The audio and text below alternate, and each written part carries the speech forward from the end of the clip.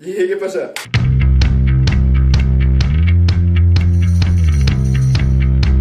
Avui vinc a parlar-vos de les drogues en l'Alemanya nazi. Capítol 2. Si per algun casual no has vist el primer, et deixo el link en la descripció perquè no pergues el fil. Ves? I quan acabes ja pots vindre, no patisques. Muy bien, si has arribat hasta aquí, intuïsc que ja has vist el primer capítol. Pues deixem-nos de bobaes i ale, a la faena.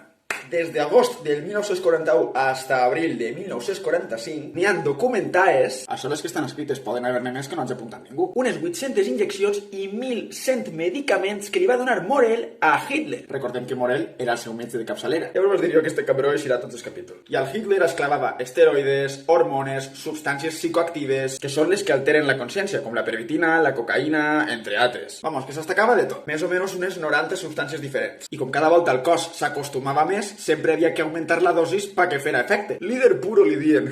Quan van decidir atacar la URSS en la Operació Barbarroja, al principi anava tot bé i tot el que vulgui. Però l'Ejército Rojo no parava de dur més tropes i més tropes i més tropes. I això va fer que els alemans estigueren cada volta més cansats pels efectes secundaris de la pervitina, que ja es van nombrar en el primer capítol, perquè havien estat massa temps pegant-se en la URSS i necessitaven descansar. L'efecte d'eufòria no és etern. I l'Ejército Rojo seguia portant tropes i deia, nazi muerto, bueno pa mi muerto. Va vindre l'hivern i Hitler, en comptes de dir que es retiren, va dir, assegureu la posició, I els soldats anaven en un fred que pela per ahí i clavant-se pastilles ja no per estar dopats, sinó per no morir-se allí enmig de la neu. Fixeu-se si havien canviat les coses des de la guerra relàmpago. Pràcticament Hitler estava vivint en una bambolla, però el tio no volia parar perquè volia aguantar lo màxim possible els camps d'extermini per veure si podia acabar extingint els jueus. A part de perquè estava flipat i pensava que anava a guanyar la guerra i totes aquestes coses. Hitler va canviar de centre d'operacions, es va mudar de la guarida del lobo a la Werwolf, que significa home llop, i això seria la seva nova madriguera. I des d'ahí comandaria l'acció Reinhardt, carregar-se a 2 milions de jueus i 50.000 gitanos a Polònia. Des d'eixa base, Hitler seguia drogant-se constantment i fugint de la realitat. Enviava soldats a Rússia sense pensar si era bona idea, ja et dic jo que no, i volia estar al tanto de totes les operacions militars, cosa per la que no estava gens preparat i damunt portava problemes, perquè demanava coses impossibles. Hi havia un matadero en Ucrània i era de Morell, perquè Hitler li va expropiar els seus propietaris jueus i li va donar. Morell volia tot el que sobrara dels animals. Cors, fetges, ovaris, pulmons, òrgans, ossos, per fabricar vitamines, esteroides i hormones per l'exèrcit nazi. Fixeu-se que els nazis ja anaven a la desesperada. Per lo que me queda en el convento me cago dentro. Els fetges eren lo preferit de Morell perquè era lo que més xitxa li podia treure i els transportaven congelat al seu laboratori. Però a voltes el viatge tardava 3 setmanes,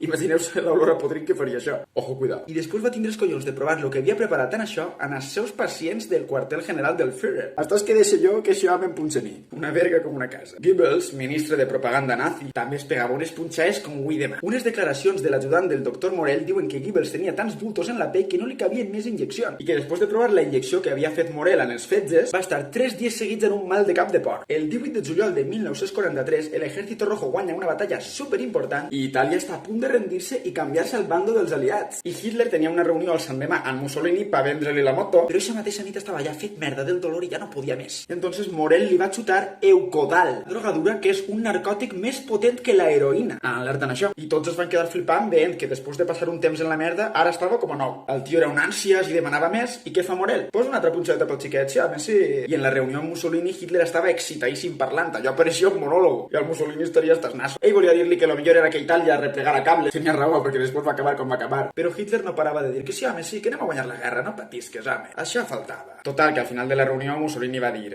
toca, quedaré un ratet més, home. A Alemanya havia targetes postals en el lema El Führer solo conoce la lucha, el trabajo y la preocupación. Vamos a librarle de la parte que podamos. Després ahí el tenies el tio, xutant-se de tot dins del búnquer. Es punxava sempre antes de fer conferències per motivar a la gent i les persones pensaven si està content serà perquè té un as en la manga o algo. Qui sóc jo per dir-li res? Però l'as que tenia és que es passava el dia drogat. Com Hitler despedia qualsevol que estiguera malalt o sense ànims, molts oficials o persones importants del Reich que anaven al centre d'operacions a parlar amb ell li dien a Morell Morell, passa'm una pastilleta, va, passa'm una pastilleta, i així m'animo un poquet. Això va fer que Hitler i totes les persones importants del Reich acabaren drogades. I clar, així com vas a controlar tot un exèrcit i guanyar una guerra. I ja ho tenim bé per avui, seguim en el pròxim capítol. Vas dir que serien 4, però al final no fa falta, el pròxim serà l'últim. Si t'ha agradat, t'agrairia moltíssim que el compartires. Seguis-me en les xarxes del canal per a no perdre't cap novetat. Subscriu-te al canal i activa la campaneta, que si no YouTube no t'avisa de que puge vídeo. Vídeo setmanal cada dilluns a les 8, subtitulats al castellà, perquè aquí no excloem a ningú. I recordeu que el coneixement no fa nosa i aquí estem per ampliar-lo i compartir-lo tot el que puguem. Nos vemos dilluns.